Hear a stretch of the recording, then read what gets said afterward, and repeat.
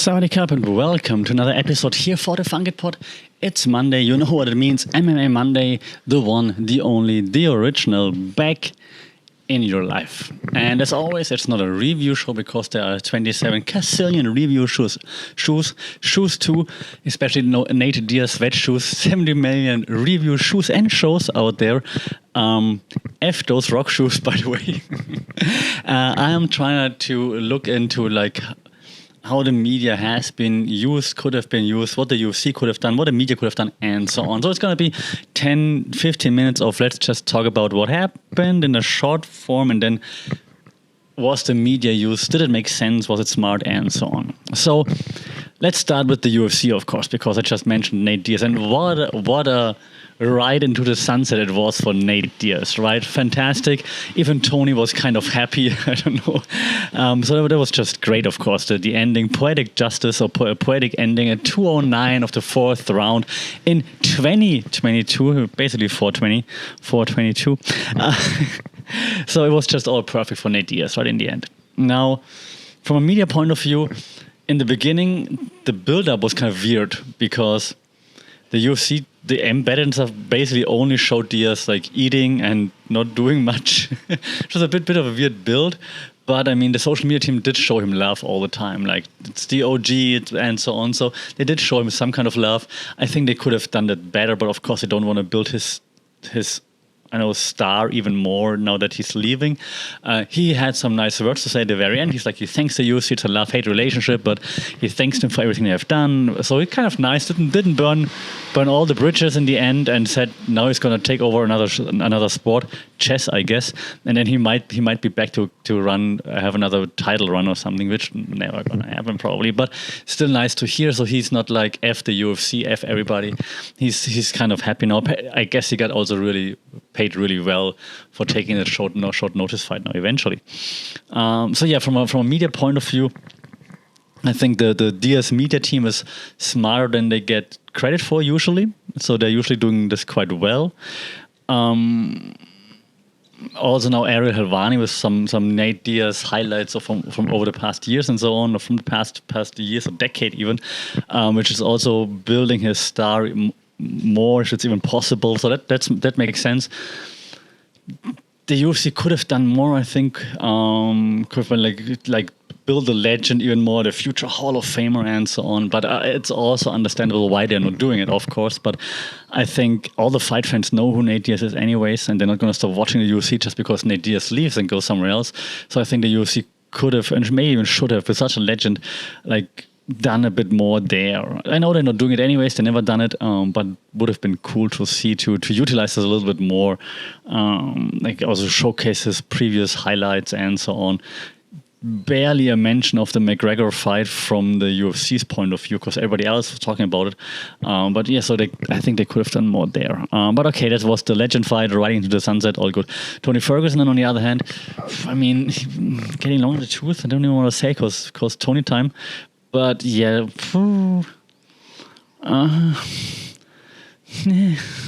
it's hard. I mean, I like him in the press conference. He was all cool and happy and everything, and he says the right things now.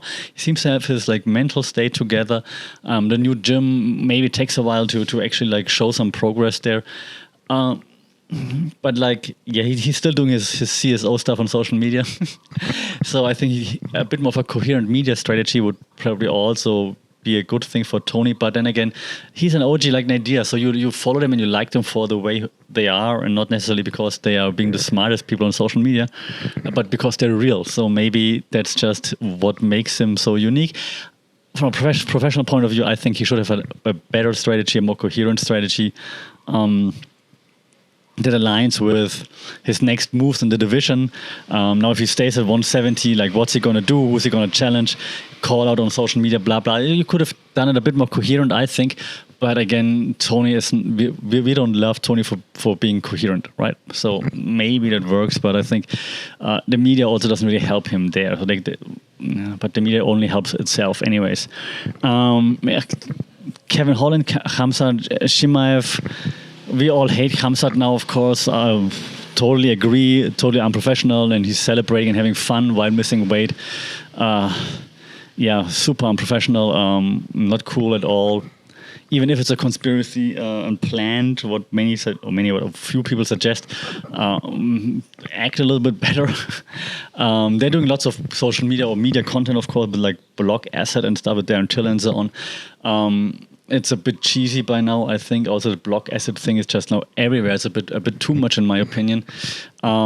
They could tone it down a little bit, because too much overexposure is never great, and especially if Darren Till is one of the key players in all your media content that you're having, and Darren Till hasn't won a fight in how long? And it's becoming a bit cringe right now, right? So if Darren Till wins against Dricus du Plessis, then maybe we can talk more about that, and the videos are more fun again because he's actually winning, even though du Plessis is not the biggest name out there, but at least it would be a win for Darren Till if he makes it to the octagon, if he makes it to the fight. But until then, it's a bit like, dude, you haven't fought him forever, so maybe tone it down a little bit. Khamzat could have been a bit more humble now. I mean, he ragdolled Kevin Holland, which is not the greatest feat, because everybody ragdolls Kevin Holland, like everybody with a ground game. It wasn't cool that he was shot for the takedown when Kevin Holland tried to touch gloves. Also not smart of Kevin Holland to go for the glove touch when you're facing someone like this who you have beef with. Didn't look like it afterwards, why they were hugging afterwards. So it seems like the beef was just a fake beef. So yeah, great. But that's about it. So I think the whole Khamzat hype train should slow down just a little bit, especially in the wake of what just happened, and maybe not pump out content all the freaking time. For Kevin Holland, he should also be just a bit more. I mean, no, he's doing a thing. He's probably just going to stop another crime tomorrow, which is cool. He's never going to learn to wrestle, apparently. So he's going to be the mid-card nice guy that people just like to see, I guess. So media-wise, he's doing a good job on social media, being himself. He's not going for a title run or anything, so he doesn't need a better strategy, I think, because he's going to be the guy. He's going to be like the Cowboy Cerrone kind of guy. Like, we need a fighter. Hey, Holland, you're up. Yeah, let's go. So he's going to be that guy. So he doesn't need a better strategy, I think, because he's just that guy for the UFC, and they're going to be happy with that. So being himself on social media probably works best and his OnlyFans. If anyone subscribes to Kevin Holland's OnlyFans, let me know if that's really working out well or what's on there. Can't imagine. But yeah, so that was, from a media point of view, it was a cool pay-per-view, but not that exciting in regards to what's going to happen next, because Diaz is riding into the sunset. Tony Ferguson, 170 now, first loss there, but the fourth loss in a row. So implications for Khamzat Chimaev not really big, because everybody expected him to win that fight. Also, after the weight miss, you can't make him a contender. Kevin Holland, Li Jingliang versus D-Rod, great fight. Li won. Hey, judges, Li. The scorecards that came out. So you can have a 29-28, right? Definitely, you can. But definitely not the way the judges scored. Like, what the fuck? The one scorecard where Jing Liang lost 28-29, the judge gave him the third round, meaning he lost the first two rounds. What? Ridiculous. So that was terrible judging. Oh my god! So you can have a 29-28 for D-Rod if you. I saw the lead to winning clearly, to be honest. Dana White agrees, which doesn't mean much, but the scorecards were insane. The commentary was also terrible, by the way. The commentary was D-Rod dick riding the whole time. I don't know why, because in the first two rounds I had it for the lead. I don't know, whatever. But Li Jingliang, you're the man. You saved that card, fighting a dude 10 pounds heavier, like on 1 day notice. I hope he got paid, and he should not suffer for that loss. He should be still in the same mix that he was before. Tony Ferguson fight still next. Let's do it. He suffers a bit from, of course, the language barrier, unfortunately. Otherwise, he's such a cool dude, a nice dude. He says insightful things, even though via translator. So I wish he would be more in the media, to be honest. I understand he's Chinese and difficult relationship with the US and so on, but he's cool. I want to see more of him in the media. I think just highlight him. Maybe they would also get like more of the Asian Americans / even the Asian community involved in the UFC and stuff. So I want to see more of the Leech there. He could also, but he's got it right. He's got like the right management. So I think they could push a bit more here in regards to his social media content as well, maybe. Because I think now more people really like him. Like on Twitter, everyone's like, "Hey man, the Leech saved the card. He's cool." So I think now's the time to push the Leech. Do it. Push the Leech management team that I just forgot the name of, that big one where everybody is. So they're also his management team, I think.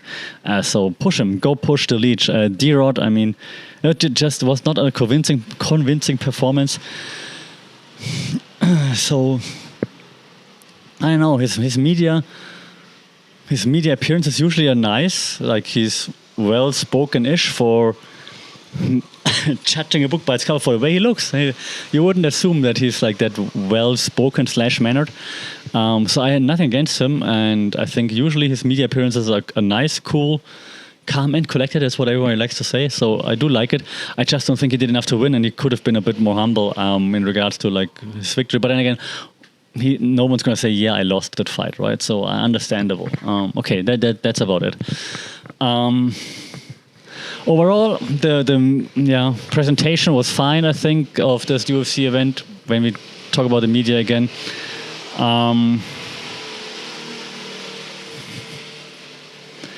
while my neighbors are, I don't know, drilling a hole in their car or whatever it was, he went right through the doors. I hope it's not too bad in the background. I'm trying to fix it post recording. So the whole presentation was fine again. I think, it's just another Las Vegas event. So it's all the same by now, but it's always nice. So nothing more to say there. I hope it's going to be more unique than for the other pay-per-views when they're not in Las Vegas. Oh, it's going to be the next one is in Abu Dhabi, right? And then afterwards in Las Vegas again. I like those pay-per-views, especially when they're somewhere else, because it just feels different. Even the how they portray it just feels different. But okay, let's see about that. Doing another one then, of course, for the next pay-per-view at least, maybe even for Corey Sandhagen coming up now, I think next week already on a fight night. It should be interesting. I hope he can bounce back. All right, so enough UFC though. One championship not happening yet, happening on the 30th of September. So we're going to do like a deep dive the week before, of course, telling you who's fighting, what to expect, what are they doing, and so on. For the PFL, I think the biggest thing that happened in the media was that they signed Diego Santos Marreta, right? Surprised, I didn't even know that he was gone from the UFC, and now he's signed for PFL. So good job, PFL, getting him. I think he's a decent addition to the heavyweight division. Could have made a bigger deal out of it in the media instead of just like one post, but okay. Anyways, the PFL media, well, I wanted to hate on it, but it's still better than Bellator. Bellator still sucks. All things media, terrible job still. Anyways, the PFL, signed Santos. That's cool. Let's see what they do with it. They're still like leaps and bounds behind the UFC when it comes to how to use media to push and make a push in the public, but let's see how it goes. Lastly, BKFC Bare Knuckle Fighting Championship had their Thailand event, and they signed one of the biggest stars ever in Thailand, Buakau, like a Muay Thai legend. My t-shirt right now, if you're watching, it says Muay Thai on it. A Muay Thai legend, first bare knuckle boxing fight. He won by knockout or by TKO, liver shots, and nobody saw it in Thailand. Nobody saw it / nobody cared. So BKFC, they signed Workout, they signed the GOAT of Muay Thai, Saenchai. If you don't know who that is, search on YouTube Saenchai, Saenchai, Saenchai. Insane. A bit sad to take away all the other limbs and just constrain to boxing, but okay, if the money is right, fine, but you gotta do more. If you sign those the two biggest legends of the sport, you gotta do more with it. Like, no one here in Thailand knows BKFC and what's happening, why Buakau is fighting there. Like, you gotta do more. people. BKFC. If you need help, let me know.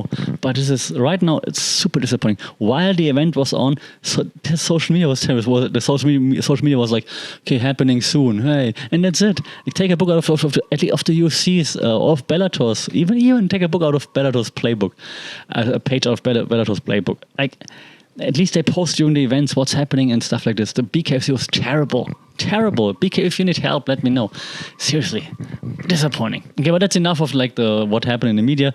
This week in the media in terms of MMA and so on. I hope we're getting back on track to doing this on a weekly basis now.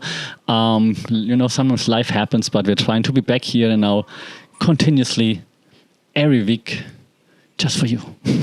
Until then, as always, don't forget to like, share, subscribe. That would be really cool. Rate this thing on Google Podcast, Apple Podcast, wherever you're watching it, because then more people can find it and then we can have a bigger and broader discussion, which is always welcome. Until then, stay safe, take care, keep your guards up. Sawadee Krab.